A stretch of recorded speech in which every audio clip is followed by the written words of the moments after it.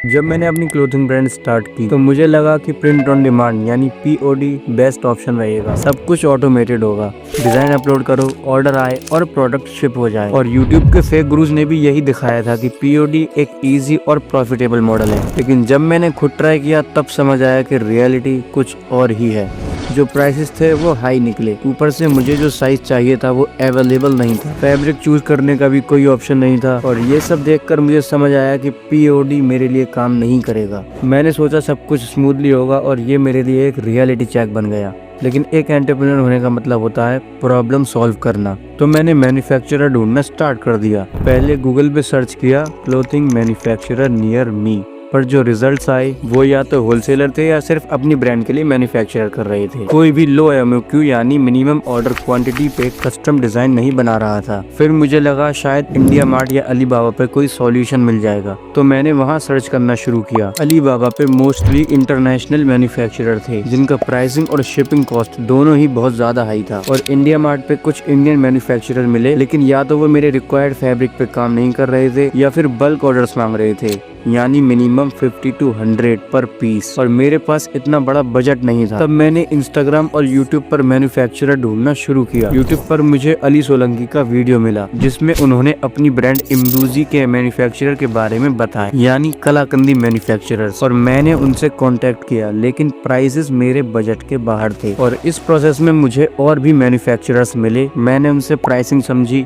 Fabric quality का idea लिया और एक प्लेन ओवरसाइज टी शर्ट की मार्केट प्राइसिंग का ब्रेकडाउन भी मिला, जो कि ये रहा। पर हर मैन्युफैक्चरर का प्राइस अलग था और एक कॉमन प्रॉब्लम ये थी कि हर कोई एडवांस पेमेंट मांग रहा था, और ये इस इंडस्ट्री में मोस्टली स्टैंडर्ड है। कुछ वक्त बाद मुझे एक मैन्युफैक्चरर मिला सीनो क्लोथिंग, पर ट्रस्ट करने के लिए मैंने उनसे उनके लीगल डॉक्यूमेंट्स मांगे, जैसे जीएसटी रजिस्ट्रेशन और इनवॉइस। उन्होंने डॉक्यूमेंट्स प्रोवाइड किए, लेकिन फिर भी मुझे थोड़ा डाउट था, इसीलिए मैंने गवर्नमेंट जीएसटी वेबसाइट पर चेक किया।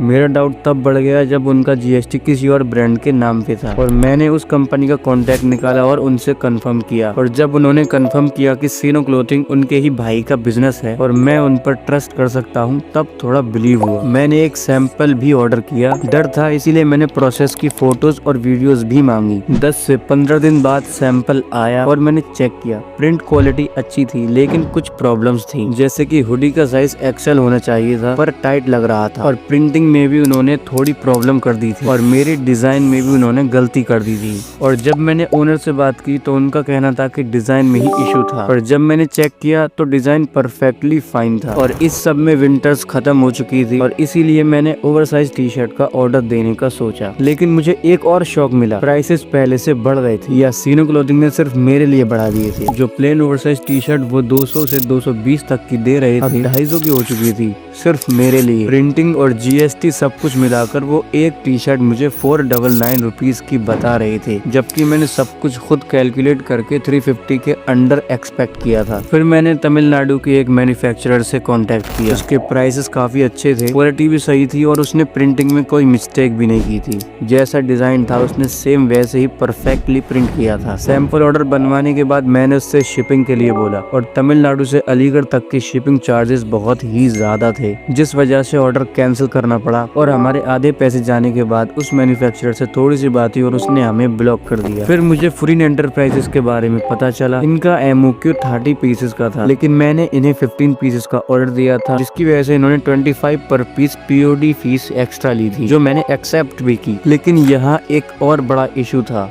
जो था डिलीवरी टाइम। इन्होंने डिले बहुत ही ज्यादा किया ऑर्डर को डिलीवर करने में। दिल्ली से अलीगढ़ एक दिन का काम है, पर ये लोग मुझे बोल रहे थे कि एक हफ्ता लगेगा, और मुझे 15 से 20 दिन तक फॉलो अप करना पड़ा। और जब ऑर्डर फाइनली शिप हुआ, फिर मैंने इन्हों की प्रिंटिंग क्वालिटी चेक की, और इन्हों की प्रिंटिंग क्वालिटी मेरी एक्सपेक्टेशन से ज्यादा बेकार थी। मोस्टली डीटीएफ प्रिंट पर एक शाइन और स्लीकीपन होता है, और इन्हों की डीटीएफ पर एक खुरखुरापन सा था और शाइन बिल्कुल भी नहीं थी। और इन्होंने बैकग्राउंड भी प्रॉपर्ली रिमूव नहीं किया था, जिस वजह से डिजाइन में कुछ प्रॉब्लम्स भी देखने के लिए मिली थी प्रिंट होने के बाद।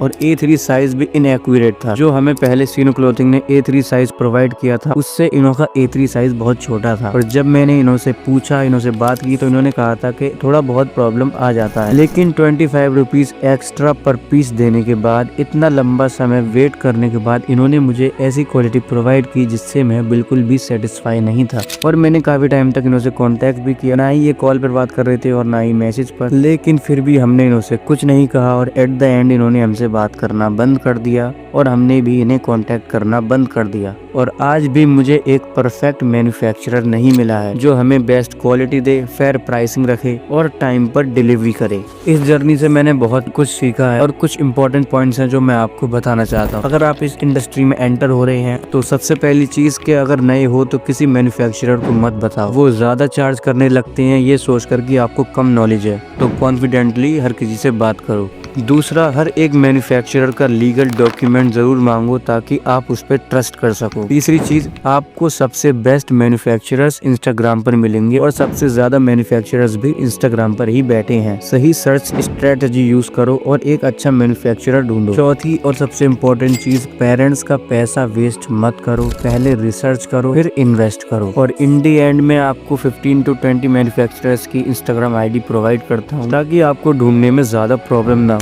ये हैं वो मैन्युफैक्चरर्स जिनसे मैंने अभी तक बात की है और इनके कैटलॉग चेक किए हैं। इनकी प्राइसिंग रीजनेबल है और क्वालिटी भी अच्छी प्रोवाइड करते हैं। और हाँ, अली सोलंकी ने जो हमें मैन्युफैक्चरर बताए थे यानी कलाकंदी मैन्युफैक्चरर्स, उनकी प्राइसिंग भी काफी रीजनेबल है और उनकी क्वालिटी पे आप ट्रस्ट कर सकते हो। कलाकंदी मैन्युफैक्चरर्स ने काफी हमारी हेल्प की, काफी अच्छी तरह मुझे समझाया था कि कौन सा प्रिंट कितने साइज का कितने रुपीज का होता है और काफी इन्फॉर्मेशन भी प्रोवाइड की थी। और वो काफी पोलाइटली भी बात करते हैं और आपको अंडरस्टेबल वे में समझाते हैं। और आप इनमें से किसी भी मैन्युफैक्चरर के साथ वर्क करने से पहले से उनके लीगल डॉक्यूमेंट जरूर मांगे ट्रस्ट के लिए और फिर उनका कैटलॉग चेक करें। और कैटलॉग अच्छी तरह चेक करने के बाद अगर आप बल्क ऑर्डर दे सकते हैं तो आप उनसे प्राइसेस एडजस्ट करें और जो आपको बेस्ट प्राइस और बेस्ट प्रोडक्ट प्रोवाइड करे उनके साथ वर्क करें। हर किसी से एक सैंपल जरूर मंगाएं ताकि आपको क्वालिटी का अंदाजा हो जाए और पता चल जाए कि किस में कितना डिफरेंस होता है। और मैं आपसे ये इसीलिए कह रहा हूँ क्योंकि अब तक मैंने एक भी बड़ा बल्क ऑर्डर नहीं दिया है,